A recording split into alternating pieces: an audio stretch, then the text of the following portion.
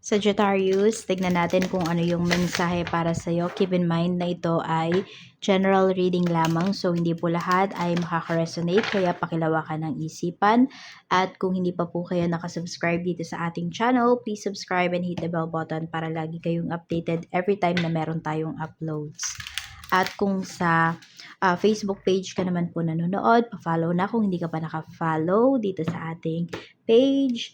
At react na din ng like or heart dito sa ating video. Kung nais mo namang mag-avail ng ating private readings, ng ating rituals, ng ating Tiars products, meron tayong EEA necklace at meron tayo ditong Tiars bracelet. Makikita mo yung link dyan sa description box, Tarot Intentions by Aliana Reyes. I-click mo lang po yan para ma-direct ka dito sa ating page. So, marami palang nagtatanong para saan daw ba yan? So, pang paswerte po yan sa love life, sa career, sa business, sa health, sa travel, sa pregnancy, pwede rin po. Pwede kayo mag-wish dyan. Pero tuturo ko lang kung paano ba yung tamang pag-wish, paano yung tamang pag-aalaga once mag-avail po kayo. Tapos, pangontra po yan sa kulam, sa barang, sa sumpa, sa mga nag-i-evil eye sa inyo, sa mga naiingit sa inyo. Pangontra din po yan sa malakihang aksidente. Kaya kung 100% yung inyong tiwala, na-attract kayo dyan sa ating product, so para yan sa inyo. Open din tayo for international shipping po. Yan. Pero sagot nyo syempre yung shipping fee. We have be assertive, sabi dito sa'yo, Sagittarius. We have improving health. Meron tayo ditong abundance. Ayan, ang ganda ng energy mo. But let's see. Tignan natin saan ba yung aspect ng life mo. Ano tong be assertive na to? Saan to? Saan ka dapat maging alerto? Maging mabilis. Nine of Swords. More on ano to, yung iba po sa inyo, pagmamanage ng time ninyo to. Tignan pa natin. More on sleep. Huwag niyong i-deprive yung inyong sarili. We have Queen of Swords. Okay. More on yung nakikita ko dito, nag-overthink yung iba sa inyo. So, sabihin natin, yung paggaana ng mga brain cells mo ngayon, yung pag-overthink mo na yan, mabilis ka makapag-manifest, Sagittarius. Pero gamitin mo siya, 'di ba? Yung negative energy, transmute mo yan into positive energy. Kung nag-iisip ka dito ng mga negative, gawin mo, mag-isip ka ng mga positive. Okay, kung hindi mo magawa yan, di ba, hindi mo maalis sa isipan mo yung mga negative na yan, gawin mo, isulat mo po. Isulat mo muna yung mga negatives na naiisip mo, na tumatakbo sa isipan mo ngayon. Then, pagkatapos niyan, sunugin mo. Nasa sayo kung gagawin mo, susunugin mo, ipa-flush mo sa toilet, ganyan, or sa bodies of water, pwede mong ipaanod. Then, after nyan, sulat mo yung mga positive na gusto mong mangyari sa life mo ngayon. Gawin mo yan. Yes, you do some shadow work. Yan yung gawin mo. Para ma-relax yung isipan mo, makapag-focus ka dun sa mga bagay na dapat mo talagang gawin, dapat mong, actionan na. Improving health, kaperahan mo talaga. Yan nakadikit na nga sa kanya yung abundance. So, mag-i-improve na po yung iyong kaperahan. Mararamdaman mo na yan. Some of you, bago matapos ang taon, ramdam nyo yan. And lalong-lalo na next year. We have King of Wands. Bakit? Kasi uma-action na kayo rito. Alam mo na yung goals mo, alam mo na yung priorities mo. Kaya, kumaganda na rin talaga yung kaperahan mo. Kaya nga ayusin nyo yung isipan nyo dito kung kayo yung overthinker. Para mas mapag-focusan mo to. Abundance.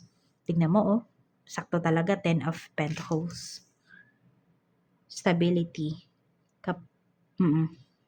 Yung mga kapritsyo ninyo, mabibigay nyo na yan sa inyong sarili or sa inyong family.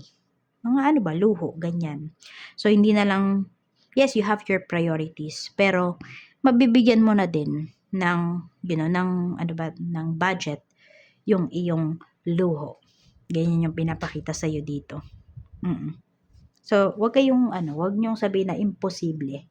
Posible yan. Lalo na kung kayo yung taong madiskarte.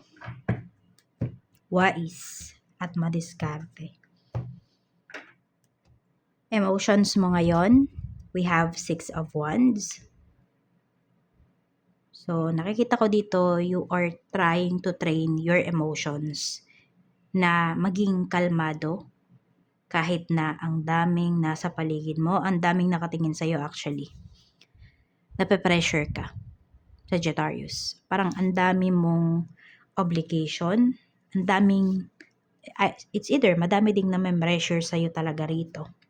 Pwedeng direct nilang sinasabi yun sa'yo.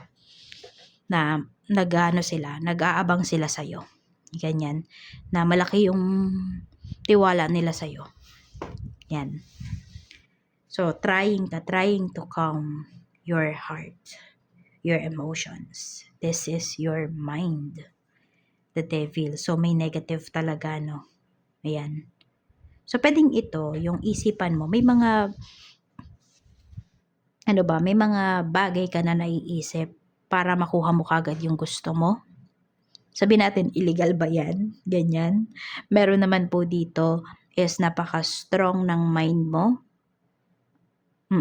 Kahit na, ayan, madaming pagsubok, madaming negativities, madaming tumututol sa'yo, madaming humihila sa'yo pababa, Sagittarius.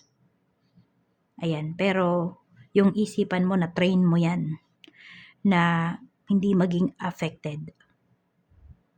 Meron iba sa inyo ha, kasi iba-iba naman kayo, di ba? Kaya nga try nyo tingnan yung inyong other signs, Moon, Rising, and Venus. Kasi baka dito para sa inyo. So, ayan po. Pero halo kasi yung energy. Meron dito, sabihin natin, mabilis, siguro empath, kaya mabilis silang makasagap ng mga negative energies. Ikaw, Sagittarius, kung ganyan yung nafe-feel mo. Pero kung ikaw to, ayan, spiritual health, King of Pentacles. So, okay na okay naman yung spiritual health. Diba? Masaya naman kayo sa mga pinaniniwalaan po ninyo, sa faith ninyo. Ganyan. Kung nanonood nga kayo ng mga iba pang mga tarot readings, nakakatulong naman din yun sa inyo. Yan.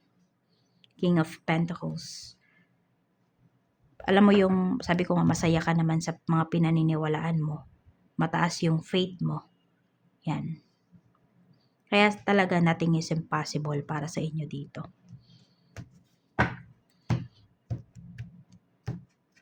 Ano naman yung blessings na pwede mong ma-receive? 3 blessings na pwede mong ma-receive.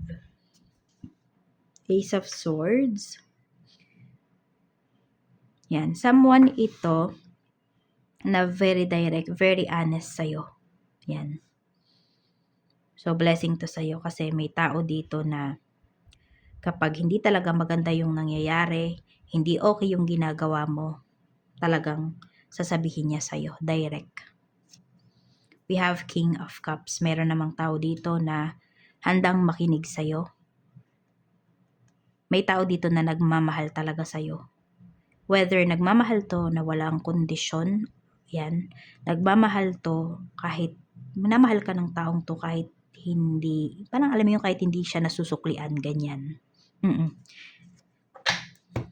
Ano pa po, Spirit Guide? We have the Tower. So, blessing yung mga pagbabago sa life mo.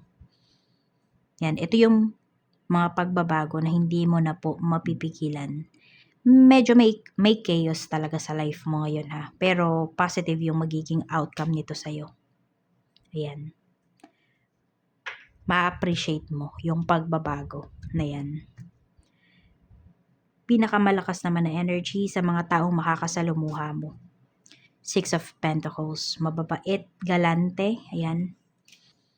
Mapagbigay. Hindi naman mapera, pero basta may galante dyan. So, pwedeng may mapera pala, pero hindi lahat, no? Hindi lahat mapera. Pero meron dyan, mapagbigay lang talaga. Sa work naman, kamusta? We have 9 of Pentacles. So, meron ba magre-retire na dito? 4 of Wands. Queen of Cups. So, meron magre-return na sa work. Meron naman po dito is mafe-feel nyo talaga yung, ewan ko, basta parang feel nyo is secure kayo dyan pagdating sa trabaho. Meron din dito is magiging mentor mo. Ayan. Pinapakita rin kasi dito, energy din to ng mga kasamahan mo sa work, Sagittarius. Mapapakisamahan mo talaga sila.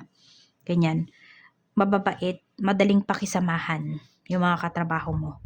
Check natin pagdating naman sa business. Kung may business ka, we have Queen of Wands. Meron tayo ditong 4 of Cups. At meron tayo ditong 10 of Swords. May stagnant energy dito pagdating sa iyong negosyo. Tingnan natin. 5 of Cups.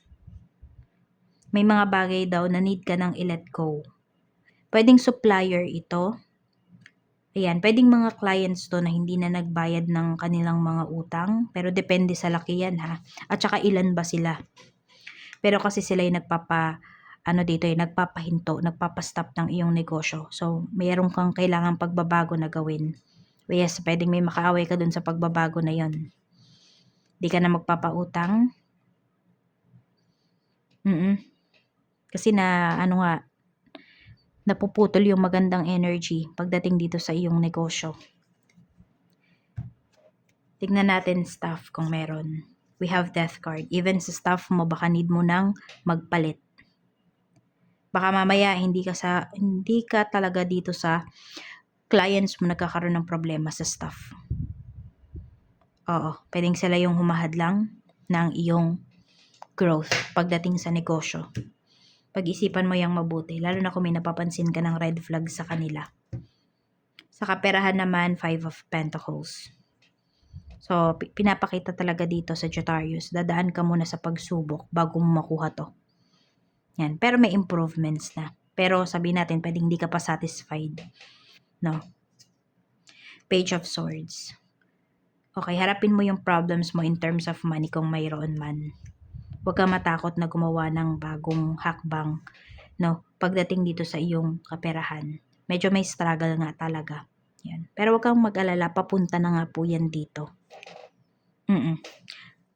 Dito ka magdidikit sa mga tao na to. Yan. Di ba may galante nga dyan? Merong mapagbigay. Dyan ka magdidikit sa mga tao na yan.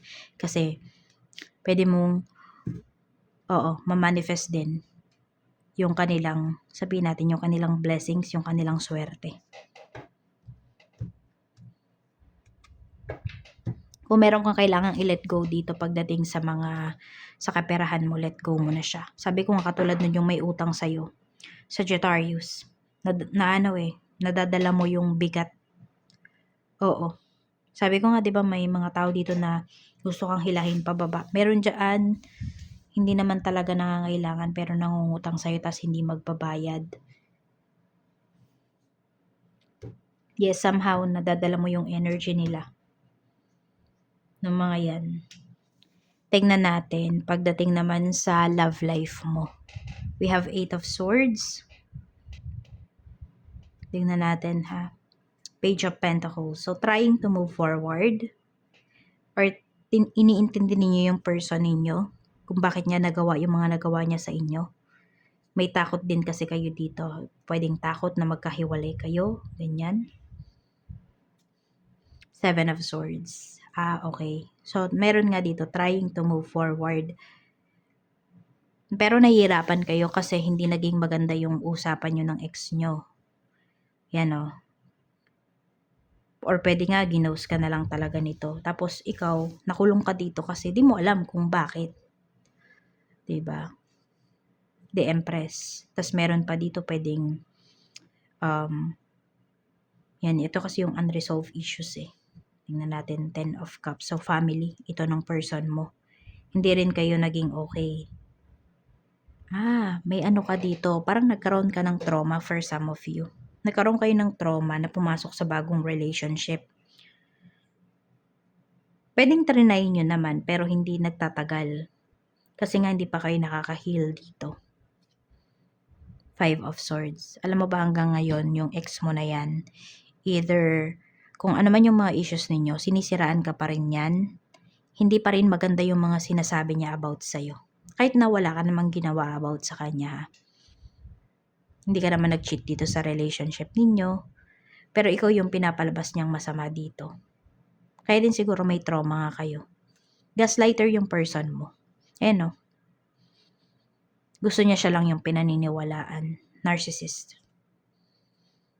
Narcissist, gaslighter, lahat-lahat na. Kailangan mo mag-heal dito. Para din gumanda yung abundance mo. Gumanda yung kaperahan mo. Para mag-improve din yung health mo mismo. Yung mental health mo, yung emotional health mo, physical health. Eight of Pentacles. Tinatrabaho ka pa rin ng taong to eh. Kahit di na kayo. Basta yun nakikita ko sinisira niya yung pangalan mo. Basta pag napapag-usapan ka lang din naman, iba yung lumalabas sa kanyang bibig. So protect yourself. Kasi nai-evil eye ka ng taong to. Yes, minahal mo to once or pwede nga hanggang ngayon mahal mo pa rin yung taong to. Pero ganyan yung ginagawa niya sa'yo. Some of you, hindi kayo hiwalay ng taong to. Karelasyon nyo pa rin to. Yet, ganyan na yung ginagawa niya sa inyo. Di niya naiisip na kapag sinisiraan ka niya, parang sinisiraan niya na din yung sarili niya. Mensahe pa para sa'yo, Sagittarius. We have speaker. Your life purpose involves your skills of oration. Kontrahin mo yung sinasabi ng tao na to. Pwede nyong gawin, ayan, kung mabigat yung nararamdaman ninyo ngayon, whether after nyong panoorin yung video natin na to, or may mga times po talaga na mabigat yung inyong energy, lalo na pag may sinasabi sa'yo tong taong to. Or may sinasabi siya sa ibang tao about sa'yo. Isang baso ng tubig, yung clear ha, yung walang design, parang ganito. 'Di ba? Yung baso, walang design yun. Lagyan mo ng tubig yon or kahit anong iinumin mo. 1 inch bago siya mapuno hanggang dun yung tubig. Yan. Tapos, dasalan mo or sabihin mo, pwedeng mga positive affirmation yung sabihin mo ha. Yan. Tapos, tsaka mo inumin. Pero kung gusto nyo naman, negative yung mga sasabihin nyo dahil punong-puno na kayo, wala kayong masabihan sa tubig din. Ganun din. Clear na baso, tubig. Yan. Pero more on tubig lang yung gamitin nyo kapag mga negatives yung sasabihin nyo. So, di sabihin mo lahat ng negatives na gusto mong sabihin. Kung hindi nyo kayang, ayun pala, isa pa yun sa pwede nyo gawin. Kung hindi kayo mag-journal, kung hindi kayo magsusulat pala, mag-shadow work, ganun yung gawin nyo sa tubig. Tsaka nyo itapon. Tapon nyo sa toilet bowl or sa lababo. Ganun. Or sa bodies of water, pwede nga din. Kung meron kayo dyan sa paligid nyo. Ganun po yung gawin nyo. Yes, for some of you, makokontra ninyo. Makokontra ninyo sa mga sinasabi nyo. Yung ginagawa ng taong to, yung mga nag-evil eye sa'yo. Sagittarius. So, ayan lang yung mensahe para sa'yo. Gawin mo na kung nabibigatan ka na sa life mo ngayon. Ingat always. See you again on my next video.